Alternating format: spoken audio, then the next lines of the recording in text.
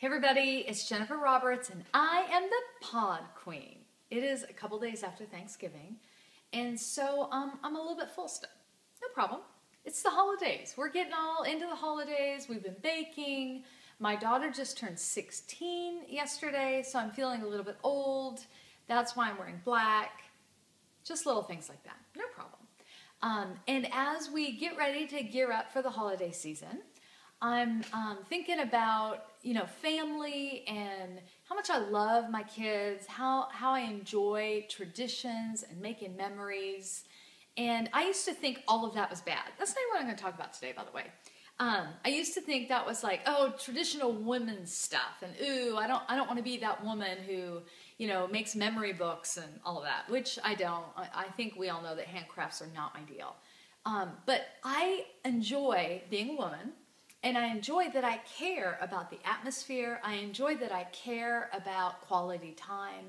I enjoy that I get to create an atmosphere for my family that they're going to look back and they're going to remember. Remember how mom made that one thing and how the house smelled so good on Christmas morning. And it's new for me to think like that. It's fun for me to think like that. That I am actually providing memories for my kids. I'm providing a safe place for them to grow up, an environment where they like their family, where they have lots of fun. And every family is unique, and it's okay for your personality to be expressed in that. When I first became a mom, I had no idea what I was doing. I was kind of freaking out, and I read all the books and tried to do it by the way of the book, which books are great. They guide, they help. But there also is a way where you start to figure things out yourself. And so our family humor, maybe some would say we need counseling. I don't know. But we enjoy it and we have fun together. And so I like the holidays. I like to, be with my kids and do fun things and blah, blah, blah. And so this kind of leads me into what I wasn't going to talk about, but now that I am going to talk about. I want to talk about marriage just a little bit. Now, this is Jen just kind of going off the cuff and talking about what I like about marriage and what irritates me. I love the beauty of making a commitment to my husband, and we signed up for thick and thin. We signed up to go the distance. And so, like I've said on earlier podcasts about marriage, that creates a good context to get to know each other. When I know that Dwayne is there, he's going to stick this thing out. I'm going to lower my guard over my heart, and I'm going to let him in for real. Because how long can I pretend? If I know that I'm going to be married to this guy for 50, 60 years, how long do I want to pretend to have it all together?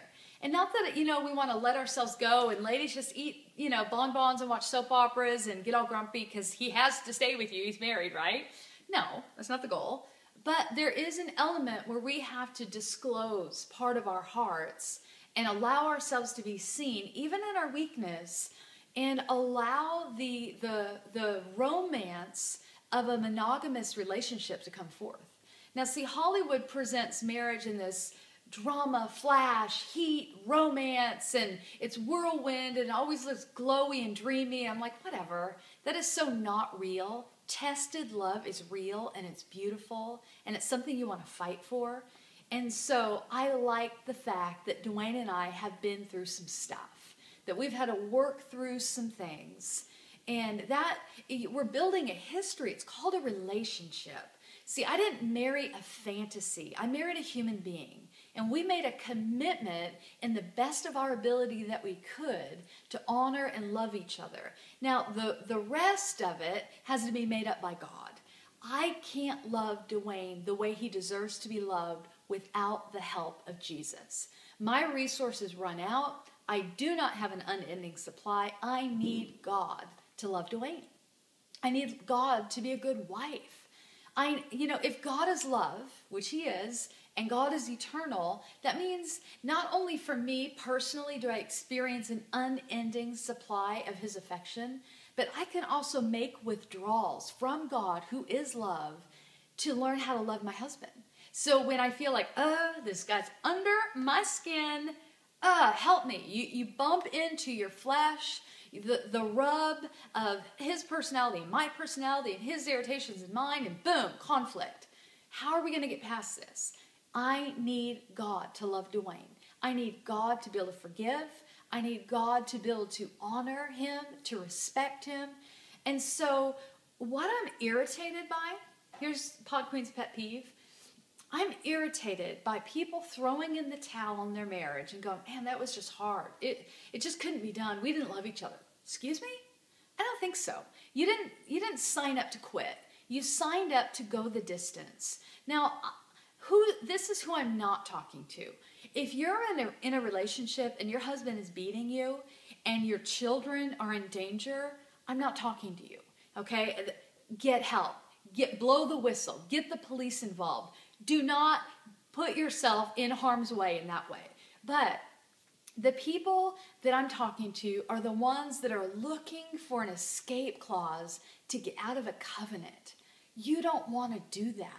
And so if I'm talking to you today, if you've hit the low in your marriage and you're letting your mind go places where you're thinking about how someone else's marriage is better than yours, how Johnny down the road loves his wife better than your husband loves you, and then pretty soon your mind goes, therefore he's not loving me like Christ loved the church, and if he's not doing that, then he's broke the covenant and I have an out. No, that's a lie. You signed up and you made a covenant, a pinky promise. And there is a way to stay in your marriage and not just exist, not just be like comrades that grin and bear it and like, just endure. You can have a vibrant marriage. You can have a vibrant relationship, but it takes humility. It takes God to help you. It takes the need to forgive again and again and again. And how vulnerable is that? You're vulnerable and then you get hurt when your guard is down. I get that. Ouch. No one likes that. But how much deeper do you have the opportunity to forgive and to love and to let love cover? I mean, if we are being a mirror to the world so that they can understand the bride of Christ understanding, we as Christians need to strengthen our marriages. We need to strengthen our relationships. And I'm looking around today. I'm looking at the homosexual agenda. I'm looking at all kinds of things that are being bombarded on the church today. And everything is screaming that marriage isn't a valid institution anymore. So we've got people saying, I don't need a certificate to keep me engaged. I don't, what is this rule anyway? And who created this whole concept and blah, blah, blah. Okay, garbage, right? God presented it in a way that marriage is between a man and a woman. They're to make a covenant. He hates divorce. And we're supposed to display to the world how beautiful that is. See, Jesus is coming back for a bride. That is amazing. But if somehow the divorce rate keeps rising, even in the church, and we keep not taking seriously our marriages and not tending to that garden of our marriage and weeding and pulling things up and investing time, then the whole concept of Jesus coming back for a bride is like, what? I don't get that. Because if they're not seeing a vibrant bride in the body of Christ who's willing to fight for her marriage, fight for her relationship, we're not even able to mirror the image we're supposed to be mirroring to those that are watching us from the outside. So my exhortation to you today is women, stop looking at what your husband isn't doing for you today and start looking at the areas that you've shut your heart down towards him. And then take it a step further. Start honoring him.